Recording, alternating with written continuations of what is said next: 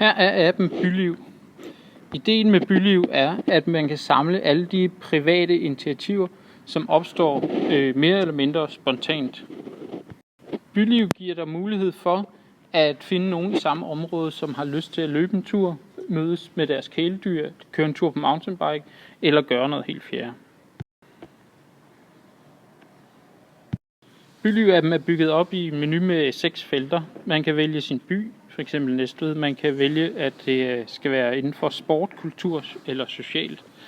Man kan trykke på kort, og man kan nederst i højre hjørne kan man logge ind.